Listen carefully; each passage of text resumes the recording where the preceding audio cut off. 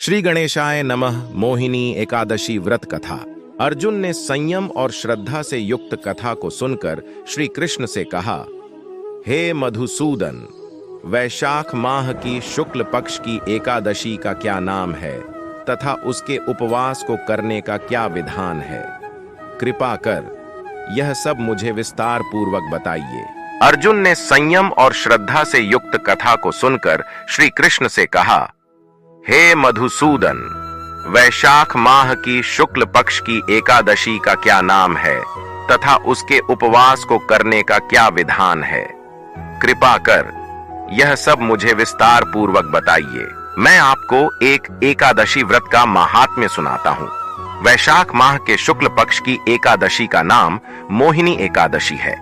इस एकादशी का उपवास करने से मनुष्य के सभी पाप तथा क्लेश नष्ट हो जाते हैं। इस उपवास के प्रभाव से मनुष्य मोह के जाल से मुक्त हो जाता है। अतः हे राम, दुखी मनुष्य को इस एकादशी का उपवास अवश्य ही करना चाहिए। इस व्रत के करने से मनुष्य के सभी पाप नष्ट हो जाते हैं। अब आप इसकी कथा को श्रद्धा पूर्वक सुनिए। प्राचीन समय में सरस्वती नदी के किनारे भद्रावती नाम की एक नगरी बसी हुई थी। उस नगरी में द्युतिमान नामक राजा राज्य करता था। उसी नगरी में एक वैश्य रहता था जो धन धान्य से पूर्ण था। उसका नाम धनपाल था। वह अत्यंत धर्मात्मा तथा नारायण भक्त था। उसने नगर में अनेक भोजनालय, प्याऊ, कुएं, तालाब, धर्मशालाएं आदि बनवाए।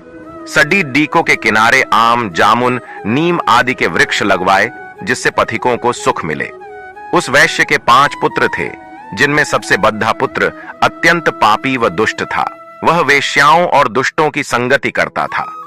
इससे जो समय बचता था उसे वह जुआ खेलने में व्यतीत करता था। वह बद्दा ही अधम था और देवता, पितृ आदि किसी को भी नहीं मानता था। अपने पिता का अधिकांश धन वह बुरे व्यसनों में ही उड्ढाया करता था। मद्यपान तथा मांस का भक्षण करना उसका नित्य कर्म था।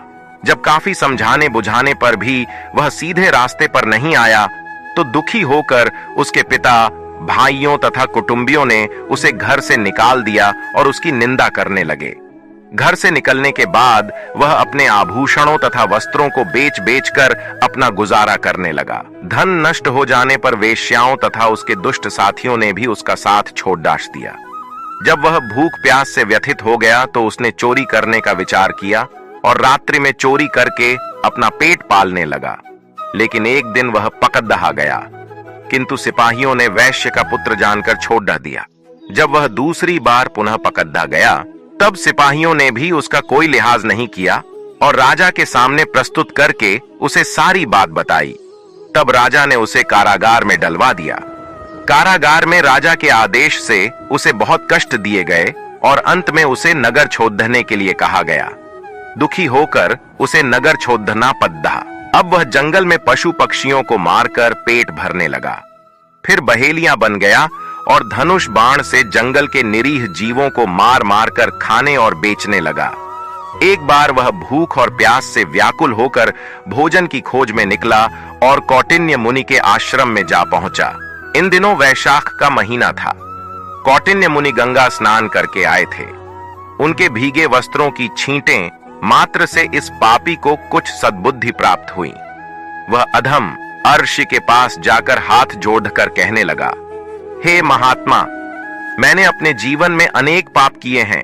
कृपा कर आप उन पापों से छूटने का कोई साधारण और बिना धन का उपाय बतलाइए। आश ने कहा, तू ध्यान देकर सुन। वैशाख माह के शुक्ल पक्ष की एकादशी का व्रत कर। इस एकादशी का नाम मोहिनी है। इसका उपवास करने से तेरे सभी पाप नष्ट हो जाएंगे। ऋषि के वचनों को सुन वह बहुत प्रसन्न हुआ और उनकी बतलाई हुई विधि के अनुसार उसने मोहिनी एकादशी का व्रत किया। हे श्री राम, इस व्रत के प्रभाव से उसके सभी पाप नष्ट हो गए और अंत में वह गरुड़ पर सवार हो विष्णु लोक को गया। संसार में इस व्रत से उत्तम दूसरा कोई व्रत नहीं है। इसके महात्म्य के श्रवण व पठन से जो पुण्य प्राप्त होता है वह पुण्य 1 सहस्र गौदान के पुण्य के बराबर है। प्राणी को सदैव संतों का संग करना चाहिए। संतों की संगत से मनुष्य को न केवल सद्बुद्धि प्राप्त होती है अपितु उसके जीवन का उद्धार हो जाता है। पापियों की संगत प्राणी को नरक में ले जाती है। ओम नमो भगवते वासुदेवाय।